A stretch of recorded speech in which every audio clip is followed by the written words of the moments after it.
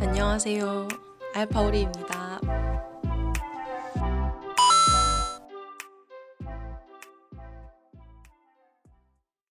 자, 그러면 오늘 바로 시작을 해볼 건데요. 제가 한번 PPT를 좀 준비를 해봤는데 이게 좋을지 한번 테스트를 해보겠습니다. 일단 첫 번째로 제가 소개해드릴 거는 여기 맨 처음에 볼 때 코스피랑 코스닥이랑 이렇게 두 가지 우리나라 대표 국내 증시가 있는데요. 이 코스피하고 코스닥이 뭔지, 차이점은 뭔지, 이걸 왜 봐야 되는지 한번 먼저 말씀을 드릴게요. 첫 번째로 코스피란 경제라든지 뭐 뉴스라든지 코스피가 2000이 넘었어, 2400이 넘었어 이런 말 많이 들어보셨을 텐데 이 코스피가 뭔지 한번 알려드릴게요. 코스피는 한국 종합 주가 지수라는 말로 대한민국에 상장된 회사, 그러니까 전부 시가총액을 전부 다 더한 게 그게 과거 특정 시점 대비 얼마나 바뀌었는지를 나타내는 지표값입니다. 계산은 이렇게 할 수 있고, 그 다음 시가총액이 뭔지 혹시 아실까요? 시가총액은 이게 좀 딜레이가 있어서 아마 바로 답이 어려우실 것 같은데, 시가총액은 이제 전 상장 주식을 시가로 평가한 총액이라고 해요. 뭐 예를 들어서 삼성전자의 주가가 만약에 한 주에 요즘 얼마죠? 7만 전자 하던데 이제 77,800원 이렇게 많이 올랐잖아요. 그래서 이 삼성전자의 시가총액은 어떻냐라고 물으면 지금 441조 1669억이에요. 이 말은 이 총 지금 발행한 시가하고 그 다음에 그 개수 몇 주를 발행했는지 이거를 다 곱해가지고 계산한 게 이 시가총액이라고 합니다. 그래서 이게 시가총액인데 지금 그걸 이제 기준 시점이 1980년도라고 제가 알고 있어요. 그때 기준으로 얼만큼 바뀌었는지를 계산해가지고 나타낸 게 코스피 지수라고 합니다. 그래서 이게 뭐 다른 금융자산 뭐 금이나 요런 거랑 비교할 때도 편하고 주식시장끼리 국제끼리 비교하는데도 유용하다고 합니다. 그래서 이 코스피랑 코스닥이랑 얘기하기 전에 코스피는 상장 조건이 조금 더 까다로워요. 코스닥보다.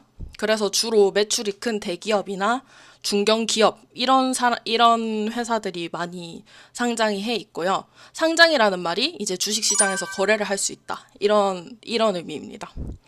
그래서 제가 이게 얼마나 까다롭길래 이렇게 얘기하나 해서 제가 좀 궁금해서 알아봤는데 자기 자본, 이제 그 회사가 갖고 있는 자본이 300억이 넘어야 되고 일단 그 다음에 영업 활동도 3년 이상 해야 되고 매출액은 최근 이제 1000억 원 이상, 3년 평균 700억 원 이상 이렇게 좀 되게 까다로운 기준을 가지고 있어요, 상장할 때. 그래서 이 코스피라는 거는 우리나라의 경제 시장이 제일 잘 반영되어 있다고 볼 수 있어요. 그래서 이게 되게 민감하기 때문에, 왜냐면 우리나라의 회사 전체의 그 지표니까 바로 민감하게 볼 수 있어서 한국 종합 주가 지수는 주로 코스피를 뜻한다고 볼 수 있어요. 코스닥보다는 코스피를 뜻한다고 볼 수 있어요. 그러면은 그 이름이랑 비슷한 코스닥은 뭘까? 코스닥이 뭘지 한번 알아볼 건데요.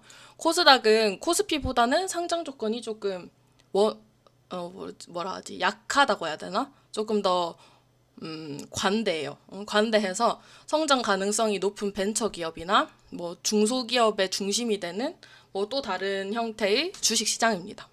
그래서 코스닥은 혹시 미국의 나스닥이라는 시장은 혹시 들어보셨을까요? 나스닥이라고 뭐 S&P 500 뭐 이런 것들 중에 뭐 나스닥이라는 시장을 벤치마킹해서 만든 시장이고요. 코스닥 역시 아까 말했듯이 시장이 얼마나 좋고 나쁜지 이런 흐름을 나타내는 지표라고 볼 수 있습니다. 그래서 저는 이것도 좀 알아두시면 좋을 것 같아요.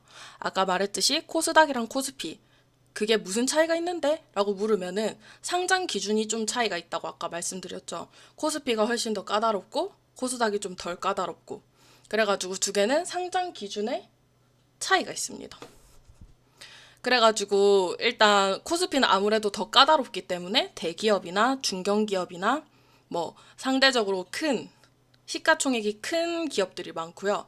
그러니까 시가총액이 크니까 올라갈 때 확 안 올라가겠죠. 조금씩 올라가니까 상대적으로 좀 안정적이다.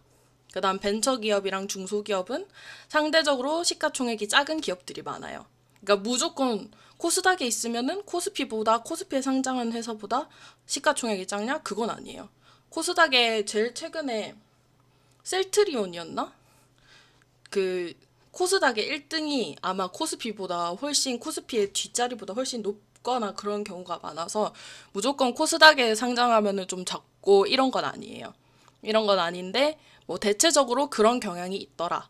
이 정도로만 봐주시면 좋을 것 같고, 이게 시가총액이 상대적으로 작기 때문에 수익성이 되게 크겠죠. 왜냐면 조금만 움직여도 한 주만 탁 올라도 수익이 팍팍팍 나고, 반대로 그 다음에 조금만 잘못돼도 확 떨어지니까 아무래도 안정성은 좀 코스피보다 덜 하지만 코스닥은 좀 수익이 잘 나더라. 뭐 이렇게 봐주시면 좋을 것 같습니다. 그럼 이제 코스피하고 코스닥은 무슨 차이가 있는지 아실 것 같은데, 이걸 왜 봐야 되는지, 이거 왜 봐야 되는지도 중요하잖아요. 잠깐 말씀을 드리면, 코스피하고 코스닥 지수가 아까 시총을 다 더해가지고 그걸 비교하는 거라고 했잖아요. 근데 이 코스피가 오르고 내리고 하는 이유가 본질적으로 따지면은 그 시장에서 이제 투자자들이 매도하거나 매수하거나 이게 있었기 때문에 이 오르락 내리락이 생기는 거예요. 그래가지고 이 매도와 매수세를 알 수 있겠죠. 그래서 누가 사는지, 그 다음 누가 얼마나 사는지 이런 주체를 파악하는 데 좀 도움이 되고, 투자자들이 뭐 대표적으로 기관, 외국인, 개인 이렇게 세 개가 있잖아요. 대표적으로 그 사람들이 오늘의 한국 시장을 어떻게 생각하는지 바로 좀 빠르게 파악할 수 있기 때문에 저는 이 시장을 무조건 투자를 하기 전에, 종목 매도를 하기 전에 좀 보는 편이에요. 누가 사는지, 얼마나 사는지 주체를 좀 파악할 수 있고, 그 다음 두 번째로 오늘의 한국 시장을 투자자들이 누가 어떻게 생각하는지 알 수 있다.